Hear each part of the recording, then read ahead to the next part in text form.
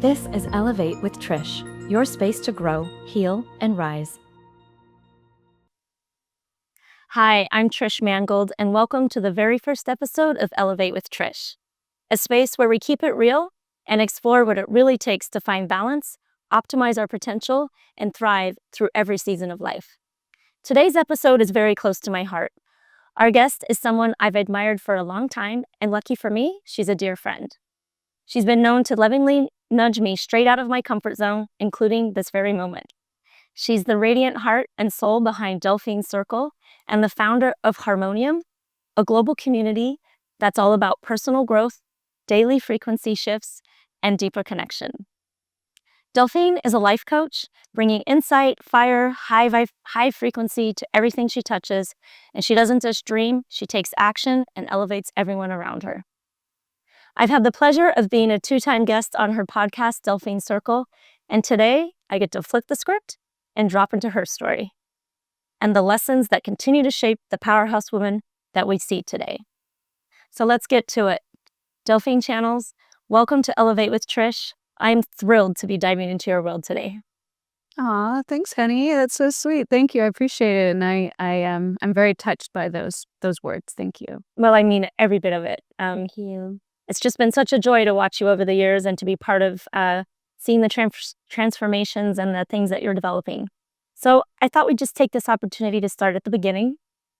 And I'm just curious, was there a defining moment or pivotal experience that first set you on your path to personal transformation?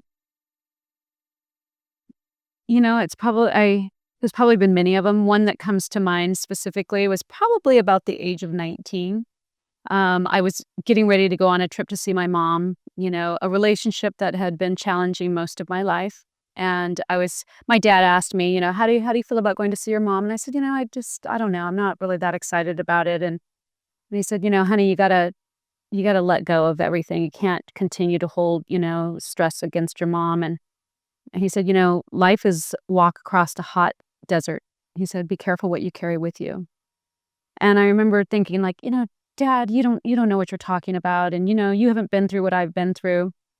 But the next day on the plane, I really started reflecting on his words. And I thought, what, he's right. I don't want to carry this. I don't want to feel hurt and upset and, wounded for the rest of my life. I really do want to let it go. And I want to forgive my mom, and I really took that flight thinking about it. And when we got off the plane and my mom greeted me there, I just grabbed her and I gave her the biggest hug. And we both just started crying. Wow. And, my mom said, I'm so sorry. And I said, I'm so sorry. And it was such a beautiful moment. I still remember it to this day. And, years later, my mom told me that it was at that moment with my forgiveness that she was finally able to forgive herself.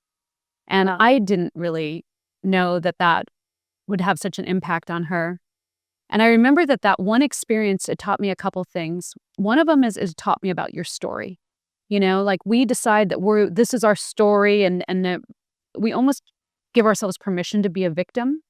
And when I just decided, I don't want that to be my story anymore, that I had a challenging childhood.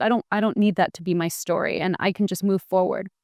So that was very helpful. The other thing that I learned was about the power of forgiveness. That by forgiving her, not only did I release myself from the burden of carrying all of that hurt and anger and judgment, but the other side of that was a beautiful growth opportunity on her part. And so I do remember thinking, and I think the third thing about that was the mindset shift. Mm-hmm. Understanding that from one day to the next, I just decided that I wasn't going to carry that. And it was just a decision I made within myself. Nothing externally happened, maybe my dad's conversation, but it was really a decision that I made within myself. And so all of those lessons, I think, compounded to help me see later in life that all of these things that go into a mindset and forgiveness and all of these things are now what I teach in coaching. Oh, that's just beautiful. And, I really appreciate you opening up and being so real and vulnerable with that. Such an intimate story that's so close and near and dear to your heart. And I always, and forgiveness is such a huge piece to it, right? It's not for the other person so much, but for yourself and for your mom and you to come together in that moment and have that just kind of strip away and release and bring you guys closer. What a beautiful, tender moment. It really was. I love that. Thank you for sharing. Thank you. So before stepping into the role of life coach, what were you doing? Good question. Seems like so long ago, maybe. Well, I think you've touched on it. I'm a doer. So I've been a serial entrepreneur most of my life. I had an event marketing agency. I had a cosmetic company. In 2020, I found myself having the 2020 experience is what I like to call it, and really rethinking, what is it that I want to do with the rest of my life, and how does what's happening fit into that, and how do I make the most out of it? And I was watching a commercial for it was an advertisement for a coaching certification program, and without the second slightest thought, I just went online. I signed up for it. I was like, paid my little money, and I woke up the next morning. I thought, why did I do that? I've never thought that I want to be a life coach. And I thought, you know what? I'm going to enjoy the study of it. And I have a little time on my hands, and, maybe it'll make me a better person. And, but as soon as I got into the practice of it, I was like, this is it. This is really cut out for me. And I just never looked back. I love personal development. I love growth. I love working with people. I like connecting on a deeper level. I love conversations. And this is everything that I love. I love that. Let's talk about using time wisely when we had some downtime in 2020. Exactly. And so if you had to distill a few words down to like what insights or truths that truly moved the needle for you, and maybe you're pulling those threads through the work that you do with your life coaching, is there anything you'd like to share there or some commonalities? Yes. As a matter of fact, well, there's two that come to mind. And the first one is self-love. One of the things that I found in coaching is that it all comes down to self-love. And your level of self-love dictates every relationship around you. It dictates how you are going to interact with people. You will only be loved at the level of self-love, right? Because we know that energy attracts energy. So if you have a low self-esteem, if you don't think very highly of yourself, you're going to attract other relationships in your life that are also not going to value you. But if you think highly of yourself, if you look out for yourself, if you draw your boundaries, if you treat yourself with self-love and self-care, then you will attract people in your life that will also treat you on that level. So I always say in between relationships is the most important time, because you should be putting all of that time and energy into yourself. Because the more that you build up your self-love, your self-respect, your self-care, the more that you're going to attract somebody on a higher level when you do attract somebody. So yes, so self-love is definitely one of them. And I would say the second thing is authenticity. And as you know, because I do a retreat on authenticity, to me it is the most powerful aspect that we can bring out. And the reason being is authenticity is when you align your actions with your values, your priorities, your goals, the things that are important to you, and then you live your life in that mode. And so many people have not even really thought about, if you ask people, well, what are the values that are most important to you, or your priorities or your goals? Oftentimes, people don't really know what they are. And what I've found in coaching is that the more people are understanding what their values are, understanding what their priorities, their goals are, the more they can align their life and the happier of a life that they're going to have. So for sure. I love that. And so what have you seen when you say authenticity? Is that a feeling, or how do you know when you're being authentic and it's not something you're forcing, or that you're just arriving to? Is it something you just arrive to be at through some sort of exercises, or what does that look like? Well, in the retreats, we do exercises to help us uncover what they are. And I think it starts with fully understanding what your values are, because your values are basically the guidelines, right? Or the rules that you like to operate within in your life. And so to understand those, it gives you a better course. It helps you to stay on path. One of the things that I will say, it's an easy way, is radical honesty. Being 100% honest in your word and in your deed. And now, I know a lot of people say, "Oh, I'm pretty honest. I mean, some white lies. What's the difference?" And it's probably truth. It's probably not going to make or break anything. But when you practice radical honesty, what's really different is how you feel about yourself. The way that you can hold your head high when you know you are coming from a completely authentic place and that you're truly reflecting who you are there's a sense of self-confidence that comes over you. There's a sense of self-respect. And we're more critical of ourselves than anybody else, right? So when when you're not being completely honest or completely truthful. So just that one act of radical honesty, tell people, just try it for 1 week. Just see if you absolutely could not say, even when the wife says, honey, do you like this dress? You got to come up with a creative way to say it. And we practice that in the retreats. We actually practice creative communication because that's what it comes down to, you know? We all want to come from a place of lovingness. We don't want to be harsh or critical. And that's not what radical honesty is about. You still want to be creative with your thoughts, but it's about being true to yourself. Oh, I love that. Because I feel like when you're speaking your truth, you're feeling seen and heard. And then that enriches the relationships and the quality of communication and effective communication. Yeah, people think that people will be upset with them if they're honest. And the reality of it is, if you think about the people in your life who are honest, even sometimes maybe, brutally honest, there is a respect that we have for people, you know? Let's just take if you invited me over for dinner that night and I just didn't really want to go. I didn't really have an excuse. I just didn't really want to go. If I would have said, Trish, thank you so much. I so appreciate that you're so kind to offer. But this night, I just need some downtime. I just need a little one-on-one. Like, wouldn't you just respect that and go, you know what? Good for you. And I'm going to say that next time I need a little downtime, right? Instead of me saying, oh, honey, the work is crazy. The kids, the dog, the dog, I just can't leave the dog. It's got to be fed. We default to these excuses and they're all like culturally acceptable. Everybody knows you can blame it on your husband, your kids, or the dog, and nobody's going to question it.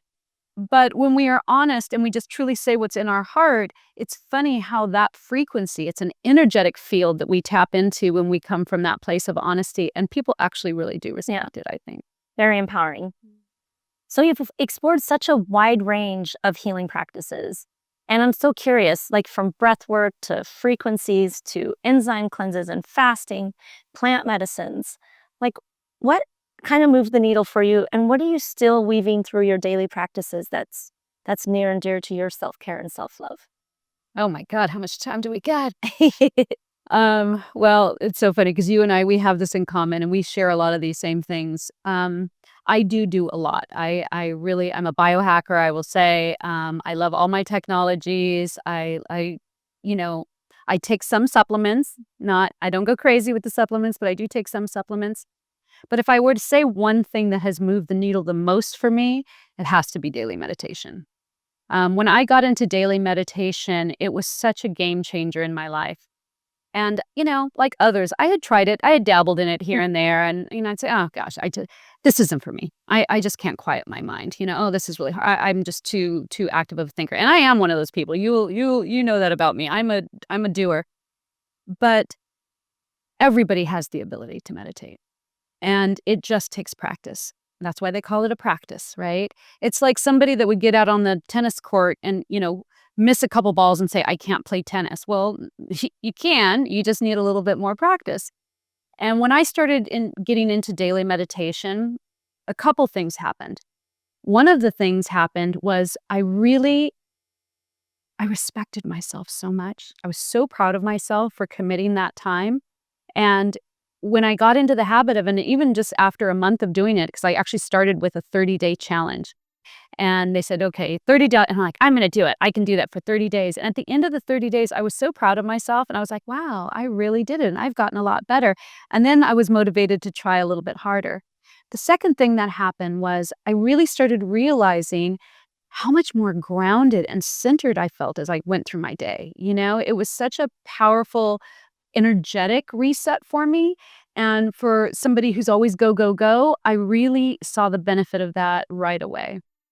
And then the third thing about it was I really started seeing how my mental processes got clearer as well. So it wasn't just a physical, energetic reset. It also, I started feeling more clear mentally. I started feeling more, aligned with my higher self. Like there was an intuitive connection that I was finding.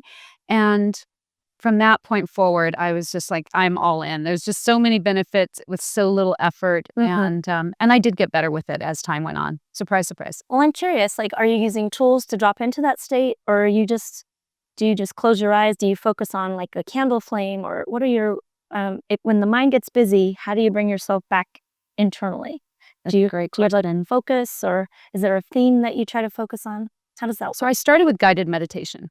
Okay. And I think that's probably the easiest for most people is to find a recorded meditation that you listen to, and you can close your eyes, lay down with your earphones or um, however you listen to it. And I just followed along with what was being said, and that slowly helped me to drop into it. After that, I went to a Dr. Joe Dispenza retreat. Mm-hmm. And if anybody's had the opportunity to go to a Joe Dispenza retreat, it was life-changing for me. It's 7 days of about 6 hours of meditation a day. Wow. And from there, I really learned how to quiet my mind on my own. And I really realized that there's a very big difference between guided meditation and quiet meditation. Guided meditation is very good at learning how to train your brain and to train your thoughts. But when you do quiet meditation, it releases all of these. It's very similar to fasting in that it releases a lot of chemicals in our body that is incredibly good for healing, incredibly good for clarity. It's a total body reset. And that quiet meditation also is your opportunity to listen. It gives you the quiet allows you to hear a very inner voice that's very quiet and only speaks to you when you can hear it in that with no other sound around. So I do both now. And then I also have a third way with Brain Tap. It's a device, a meditation device, and it uses 3 different modalities, light, sound, binaural beats, guided meditation. And it really helps you to go into a very deep meditative state. And you don't have to know how to meditate at all. Yeah. Brain Tap works amazing. Yeah, I'm a big fan. Yeah. My husband Guy, who you know well, I got that for him for Christmas, but he's like, I've used it a few times, but for Father's Day, he tapped into it again. And, it's fun to see him kind of incorporating his fasting lifestyle and some meditation and bits and pieces. It's kind of by osmosis. It's getting there. So, And it's fun. And this is what I always tell my clients. It's like, don't take everything so seriously. It's like there's no bad way. Every meditation is a great meditation, right? Every fast is a great fast. It doesn't have to be perfect, doesn't have to be flawless. Just the fact that you're trying and you're making an effort is already a step in the right direction. so a quick question just before we leave the meditation. What, on average, like how much time do you spend a day, like just in your quiet space? It varies depending on what my schedule is, but I always start my day with meditation. Very And for me, as soon as I open my eyes, I know that I'm already halfway there. So I really try to take that opportunity to just go straight into meditation right after I wake up. Typically, I sit up in bed and I usually put a pillow in front of me and I kind of lean into the pillow. The reason why I sit up is because if you continue to lay down, the chances that you'll fall back asleep are much higher. Dr. Joe teaches us to sit up, and so I follow directions. And so I do sit up. When you're sitting up, your chances of falling back to sleep are much lower. And then I just try to get as quiet as I possibly can. I oftentimes will pull out and do a guided meditation and just put my headset on. I'll put an eye mask on. Breathing during it is very helpful. But I also have now gotten to the point where I try to take my meditation with me all day long. And that's been my current focus. And that means with every conversation, I try to be present. I try to connect to source energy, and I try to make a beautiful energy exchange, because meditation is really about an energetic process, right? It's an energetic practice. So I try to bring that meditation to every interaction that I have. That is so special. I'm so glad you shared that last bit, because for me, that was yoga. I tapped into yoga when I was probably 17. I've been on and off the mat throughout my life. And I've had this knack of being able to bring my breath and my presence into moments when I needed it most. And I think it's such a great reminder that we don't always have to be in this quiet moment, but it's about being able to be present in our daily activities as well. Absolutely. And I think that's what meditation really gifts us with, right? Is it when you keep practicing how to be quiet, how to be still, it does carry out into your day, and you get that beautiful presence in throughout the day. And I love what it's about. Beautiful. And that just enriches our experiences from day to day, moment to moment. So, I'm really curious, Delphine, you started Delphine Circle, and how is that shaping your voice and your how's this platform shaped your vision for and your personal evolution? I mean, you've talked to so many amazing people from so many different diverse backgrounds. I just, you never know what's going to pop up on Delphine Circle. And it's always so fascinating, from wellness to conscious leadership to just so many arrays of great big personalities and artists. And Yeah. Well, I love it, first of all. I started Delphine Circle again in 2020, and I was watching everybody kind of be in turmoil and chaos, and I just kept seeing the silver linings. I'm like, wow, I'm spending more time with my kids than I ever have. Wow, I'm cooking more than I ever have. And then I would see, the Venice rivers had cleared up, and I'm like, I feel like there's a lot of positive here that we're not seeing. And I thought, I think I'm just going to start calling up friends. I'm kind of known to have a big friend group. I'm thinking I'm just going to start calling up friends and asking them, what is their experience? Are they seeing silver linings? And many of these friends are leaders of industry. And I thought, I wonder how this is going to impact industry. So I was telling my girlfriend on the phone one day, and she goes, oh my God, I want to hear those conversations. She's like, can you put them into a podcast? And right after she said that, my whole body just got chills. And I was like, oh my God, I think that's a great idea. If I still think it's a good idea in the morning, I'll try it. So I wrote down 10 names of friends that are very prominent in their industries, or I would say have a claim to fame. And I just started calling them the next day. I'm like, hey, I'm thinking about doing a podcast. Can I interview? And they're like, oh, absolutely. I think sure. Just tell me what to do. I'm like, wow, this is easy. So that's where it started. My first thought was, how much would I get out of hearing these stories? The second thing I thought of, how much would other people get out of hearing the stories? I think one of the biggest aha moments of the podcast was been how much the guests have told me that they've gotten out of it.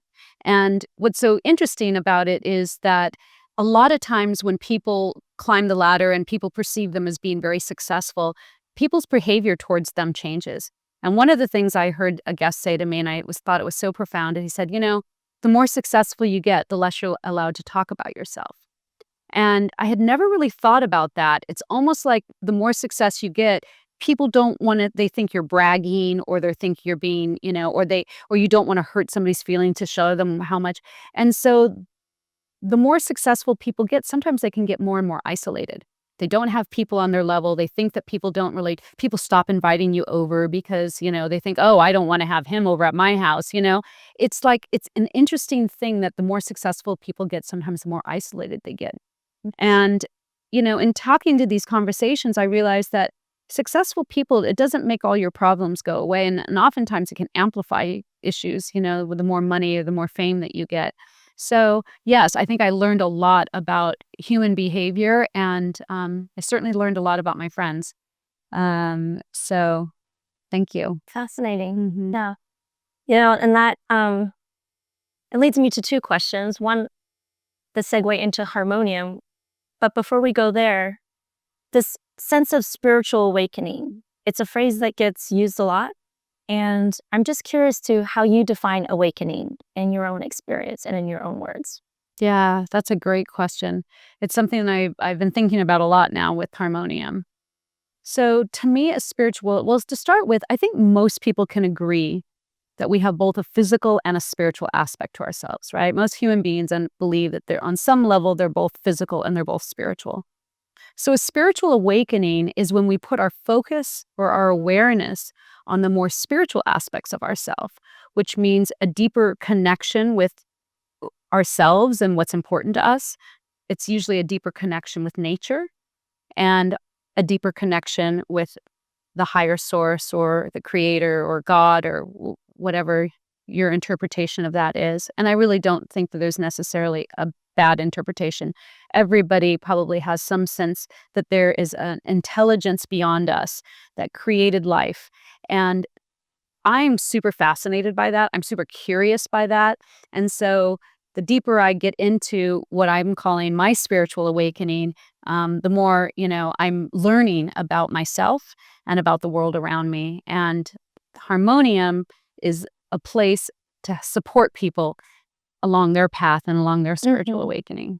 Yeah, and I'm finding, you just recently launched this. It's open to a global community. It's growing. And I find it's kind of taking on a life of its own. and I'm honored to be part of it. And the vision, I saw it immediately, and it's going to be, so your original vision for this, maybe you can share with those that don't know. And then, um, what do you hope people can discover? Talking about connection to spirituality, whatever that looks like for one person can be a wide rainbow of description from one person to the next. And hopefully, it's always evolving and continue deepening in all aspects. Absolutely. Okay, so my original thought about it was that I wanted to create a space where people could be supported in whatever the path that they're on. A lot of times people go into personal development or spiritual awakening and they're excited about it, but they feel very isolated. Mhm. And, they are starting to learn more about it, but nobody in their family thinks or believes in this, or they've got into a daily practice and they don't really know where else to learn more. And I'll give you an example. With the retreats that I was running last year, we did a series of retreats, and we always followed up with the 1-week follow-up call. And I was seeing it consistently every time. People were so disappointed 1 week out because they were saying, I saw the light and then I went back home and I got into my daily routine again, and I haven't been able to keep up with my breath work, and I haven't really been able to keep up with my meditation, and I was trying to tell my husband about it and he was laughing at me, and I really don't have any friends. I don't know who to talk to about this. And I would just hear this over and over, and I thought, there needs to be a place where people feel like they can be supported and that they can really tap into themselves in a curious and fun way. And I think that that's what Harmonium offers people. It gives them a place where they can interact with other people, talk about their experiences, get guided meditations, breath work, chime in for a live frequency shift, do a master class, come out and meet other people that are in the same boat. And it's been such a beautiful experience to see it blossom. So, Delphine, I have this question for you. You've been working on personal growth and spirituality. We touched on spiritual awakening, emotional growth, physical and mental, stretching our boundaries and finding connection with ourselves. But maybe even from like 6 months ago or a year ago from now, from your present moment, are there particular beliefs or patterns that you no longer feel aligned with, or things that you're stepping into that seems to be pulling you and bringing you into a space of new growth or ways of thinking about the world or yourself and the place in the world? Yes, absolutely. And I mean, I don't know if you've been feeling it, but to me, the world feels like it's really speeding up. Like every other day is Friday again. I'm like, wait a minute, is it Friday? Like, how did another week go by? So I do feel like there's an energetic kind of speeding up that's happening. And so just 6 months ago does seem like a long time ago. It just seems like so much has happened in such a short period of time. One of the things that I really felt like I had to let go of is, well, first off, my desire to control. Mm. You know, I am a doer kind of a person, and I, always believe that it was the one thing that I'm not in control of that's going to go wrong. So I better be in control of everything. And I really did believe that for a very long time. And one of the things that you learn in spiritual teachings is that the power of release and the power of just going with the flow. And that's something that I really embodied. I've really taken seriously to try to be more relaxed with my approach about things, to understand that there is a flow to the universe. And the more that you relax with that flow and you learn to go with the flow, the easier that life is. Not to say that you're not, taking care of your business, but you don't have to be micromanaging every aspect of every situation. It causes a lot of stress in the body, and you kind of steer yourself away from the miracles that the universe wants to give. Oh, I love that. It kind of reminds me that the attachment to outcome, and like you said, surrendering to the flow. Maybe it's not the direction we thought we should go, but if we trust and surrender and Yes. let go of the attachment to outcome, oftentimes what does come can be well beyond our wildest dreams. Yes, absolutely.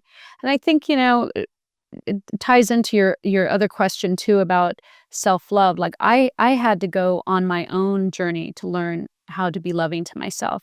And if you would have asked me even 2 years ago, do you love yourself? Are you loving to yourself? I would have been like, are you kidding me? I'm so like, I got that down. No problem. I totally love myself.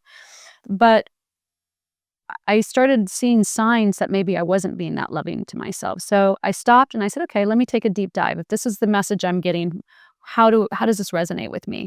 And so I started analyzing my actions, and I started finding things like a little bit of self-critical talk, Mm. um, being hard on myself. Oh, look at I'm aging, or oh God, if I just was a little bit, tighter. Oh, look, my hair's that thing that we do to ourselves in the mirror, and I'm thinking, why would I do that? I wouldn't do that to anybody. I wouldn't want my mom to do that. I wouldn't want my sister to do that. Why am I doing that to myself? So I decided I was going to let go of that. Another thing that I used to do is I would be cheap with myself. Oh, I really want that vitamin or that supplement. I thought that would be great, but no, it's like $100 a month. I'm not gonna spend on that. And yet if it were my kids, I wouldn't even hesitate to get them what they needed. And I started realizing that in many, many ways, and especially with our kids, it's so common.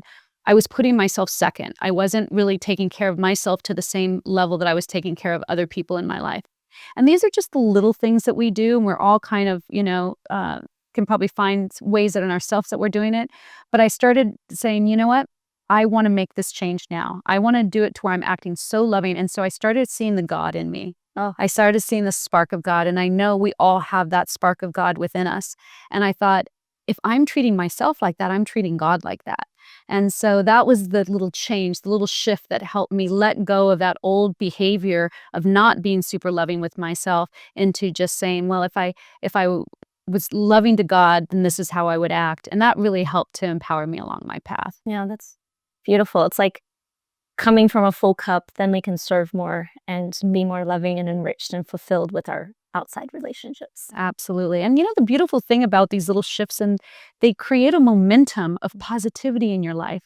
When you do these little things for yourself, when you are honest, when you're self-loving, it creates a beautiful flow so that you get those types of things back in your life. Yeah. And the more you go through it, tenfold, exactly, the better life gets. So my life has continued to get better in ways that I would have thought would have been maybe not as good, and it's continued to get better. So I feel like I'm onto something here. Yes, you are. I love it. And I'm so excited to witness it and at times be part of the journey with you. It's just such a pleasure and joy. So for someone who's just maybe starting out on their spiritual journey or wanting to feel more tapped in, grounded, and centered, is there any sort of advice or something that maybe you wish you had known when you were just starting out on that journey? That it would be so much fun. Yeah. I think a lot of people have intrepidation. They're concerned that it's going to be difficult or painful or hard, and the reality of it is, it's so fun. It's fun to tap into yourself. It's fun to get to know yourself better. It's fun to see the little micro changes that you can make in your life that start building momentum into positivity. It's fun to see how people respond to you in a positive white light when you're doing things that are, also productive and elevating of yourself. So I think it's super fun. I think most people, once they get into it, they really love it. You start reading about spiritual teachings and you're like, wow, that makes so much sense. I started studying the Kabbalah last year, and I saw David Guillaume. I think we all have. He's such a beautiful teacher on social media, and he teaches the Kabbalah. And so I picked up the Kabbalah, and every chapter I was like, oh, that makes so much sense, because it's the same things that we kind of know to be true, but when you hear somebody say it from an ancient text from, the 12th century, you go, oh, so this truth has been true for all these centuries, and I'm just now like tapping into it. So, yeah, I think that it's fun, that it's not hard, and that there's going to be so much support. And once you start aligning yourself along those lines, you'd be surprised how the universe will open up a floodgate of synchronicities and miracles and people and support along your path. That's beautiful. I bet you there's about 10 people watching this right now that are Googling Kabbalah, wondering what the heck it is. If you were to sum it up in a sentence or two, could you kind of let us? Yeah, it's an ancient text. It was adopted by the Jewish faith, and so I guess a lot of children growing up in the Jewish faith will get to learn the Kabbalah. It's a beautiful structure of life is what it is. It's a framework of life. And it's so simple the way that they describe it. And the Kabbalists, the people who study and teach the Kabbalah, are very in support of self-love, unconditional love, aligning yourself with the light of the Creator. And it all just seems to make sense the way they write it out. And Kabbalah.org, I think, is or Kabbalah.com is the website, and it's for free or whatever your donation is to take the course, and it's super fun. I would recommend it to anybody. Well, it sounds like it's some truths that resonate and maybe universally, and maybe it's just almost like a soul remembering of the truths of existence and way of being that might just be so Yes, I love that you brought that up, because that's so true. It's like the teaching is that we have all of the answers inside of us. We've always heard that, right? So when you hear something that is true to you, it resonates, and sometimes we get it in tingles, right? And when you truth bumps, when you get truth bumps, right? It's like, okay, your higher self is telling you, listen up. Yeah. You're onto something here. They give you a little nudge, and how beautiful is that? So yes, absolutely. It's a remembering. It's a remembering of the truth and of who we are, and little things that guide us along the path that can help us remember are good. Yeah, and on that note, when we're making decisions, even if it's simple everyday decisions or maybe bigger life decisions, I always try to check in with myself and take a moment and be like, is this a hell yes or is it a e? So then, you don't have to always make a decision straight away, but you can always check in with yourself, and yourself pretty much is a really good guiding light. So true. Pamela always says it's a hell yes or a hell no. Yeah. And I'm like, damn it. I thought it was kind of in between. But once you say it has to be one or the other, it's amazing how you can make the decision. Yeah, that's a good one. Yeah, because I can tend to be on the fence sometimes too. So looking back, what's the one thing that you're most proud of on your path? And maybe the one thing that's calling you forward? I think I'm super proud of how this work has helped me become a better mom. Oh, wow. And how it's helped me become a better friend and just a better human being. I really feel that in these past, 5 years probably, that I've really done a deep dive on my spiritual path, that not only has my life gotten better, but I feel like I'm literally a better person. So I'm pretty proud of that. I'm proud that I stuck with it. That sometimes things are challenging, sometimes times are challenging. And now that I've been doing it long enough, I've learned that the challenging times just aren't as challenging anymore, because I feel so grounded in my peace, and I feel so supported by all of the energetic frequencies around me, that now even the hard times aren't as hard. So I'm so proud of myself for sticking to it. And I really hope that I get to see and hear other people's experiences through the Harmoneum community.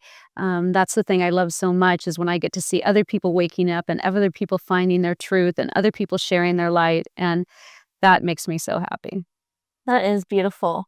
And, when we're on that journey and we're really aligned with our actions and our truth and our authenticity, and a challenge presents itself, because that's part of life, we can maybe look at it with a different lens, where we might feel less triggered and more adaptable, more nimble, and more able to see creative solutions and maybe win-wins and course correct. Maybe, door number A was not the highest and best for everybody, and door number B, where you course correct, is where the next evolution and breakthrough is. So absolutely. It's like not reacting, but coming from a place of proaction, right? And so pause, what a pleasure.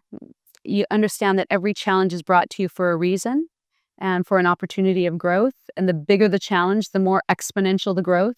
And so you start looking at every challenge like, why is this in my movie? What is this coming up? What is my opportunity here? What am I supposed to learn? And when you start looking at things in that life, you just don't get reactive anymore, because you don't think things are happening to you. You think that things are happening for you, right? Yeah. And when you start coming from a place like that, it's amazing how people around you notice that. And then you also get a better reaction, better relationship from the people around you because they see it. I mean, I've seen my kids, my relationship with my kids has grown so exponentially since I've been on my spiritual path. And I've already learned you're not going to talk into anybody into anything. So our role is not to preach. It's not to just tell people what they need to know. I believe our role is to embody the light, to be the light, to be the example. And there's nothing more powerful than being that example for yourself. And then people are attracted to that light. They're attracted to that energy. And then they come around like, oh, so what are you doing? What is going on? What's happening? Yeah. And that's beautiful, right? That's beautiful. And I've seen it in my kids.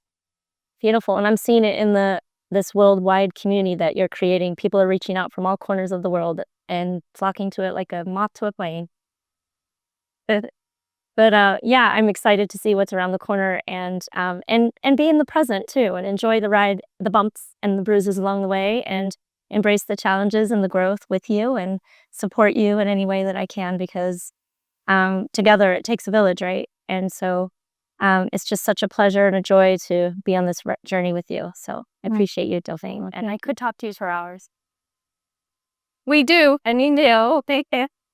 Thanks so much, Trish. I so appreciate this opportunity to share the story, and I hope to see many, many more episodes. And that's a wrap. That's our first episode with Delphine Channels on Elevate with Trish, and I can't wait to see you on the next one.